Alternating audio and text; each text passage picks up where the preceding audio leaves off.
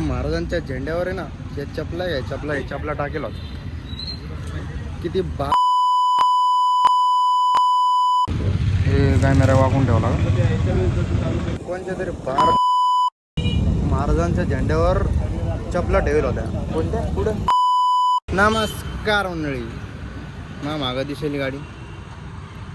भाई मी काहीच नाही करीत, मी फक्त आहे ना इस्त्रीचं शेल्टन ते आणायला आलो होतो. मला आपोआपच काही ना काही दिसून जातं यार भाई. मी का काय भाग्यवान अशा गोष्टी आहेत का काय, मला काय समजत नाही. जाऊ दे भाऊ, मी चालला होतो. काय लपडे व्हायले का ना.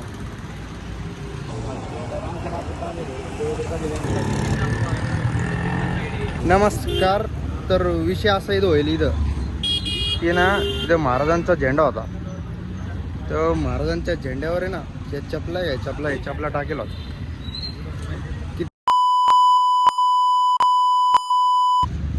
हे विजयनगर चौक आहे इथं असा विषय घडेल.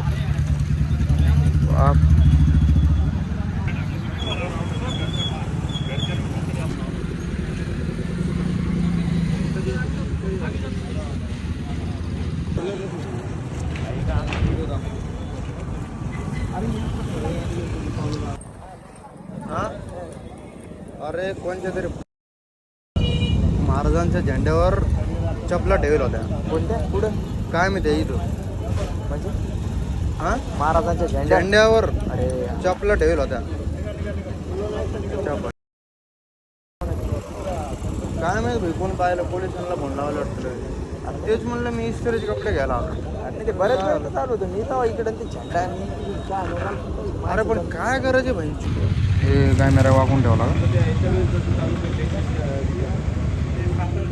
नमस्कार मित्रांनो, इथं विषय असा होईल की कोणीतरी ना महाराजांचा जे झेंडा आहे त्या झेंड्यावर आहे ना चप्पल ठेवली लय मोठ्या, म्हणजे 4 ते 5 जोड होते. त्या लाईनला काही कामं नाही का भाई? एवढा जीव खावळायला त्याला जर मध्ये आणलं ना, त्या भाईला सोडणार नाही भाई. खरंच एवढे कसे माधुरचोद लोक असू शकते? पोलीस आले आणि ते म्हणते की अपलोड नका करू याच्यावर त्याच्यावर. अरे कसं काय?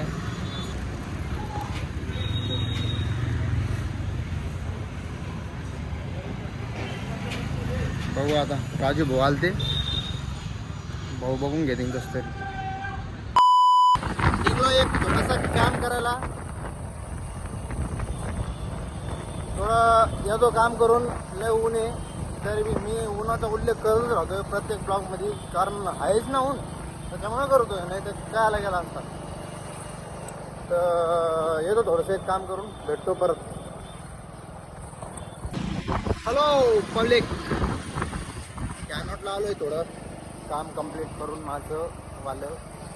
तर त्या कामामध्ये काय झालं विषय, कॉफी पेली, कोल्ड कॉफीचा आपला संमत येत नाही.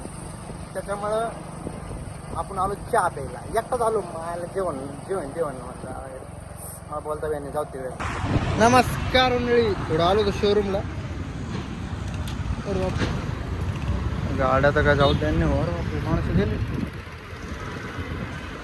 मला काय रस्ता पार करू त्यांनी, नाही तर 1 मिनिटात आर पार करून टाकेन बरं मी यांना. जाऊ द्या भाई मला आर थांब भैया.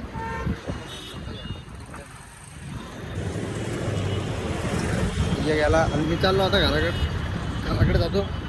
शोरूमला ऑफिस यायचं आहे, बघतो तो खरंच येतो. अरे नाही महानगर भाऊ, मला पर्यटक पडली.